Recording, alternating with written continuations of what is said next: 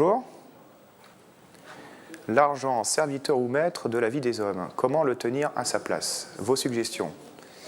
Vaste question. Alors pour répondre en quelques minutes là-dessus, ça va pas être facile.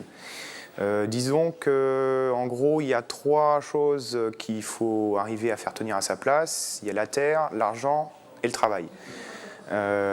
Quand chacun d'entre eux est laissé non régulé, la société se désagrège.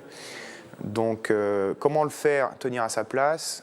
En général, tout dépend du contexte. Et je dirais aujourd'hui, bon, il y a la finance certes, mais il y a aussi cette idée que on aura toujours plus d'argent, que l'argent permet de tout acheter et que la richesse c'est l'argent. Et je pense qu'aujourd'hui, c'est ces choses-là qu'il faut remettre en cause. Peut-on acheter la nature?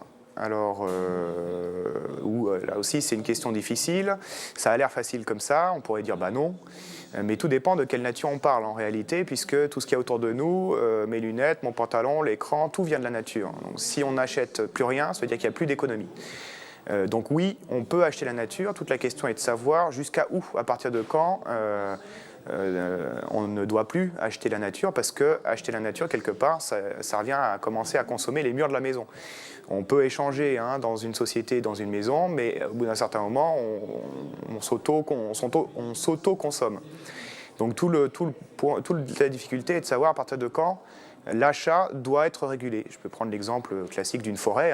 On peut couper toute la forêt et puis acheter toute la forêt, la couper, ou alors acheter chaque année simplement la partie de la forêt qui s'est renouvelée. Donc vous voyez que la règle, elle n'est pas si facile que ça à faire. Est-ce que le capitalisme peut se réinventer dans un futur proche?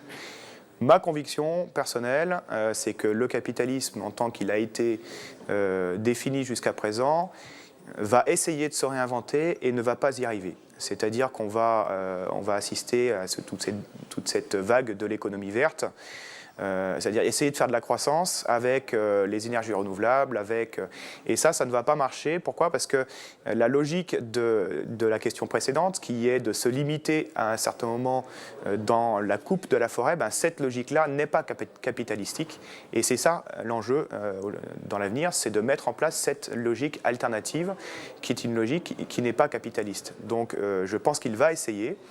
Ce n'est pas dans un futur proche, il est en train d'essayer de se réinventer, mais il ne va pas y parvenir.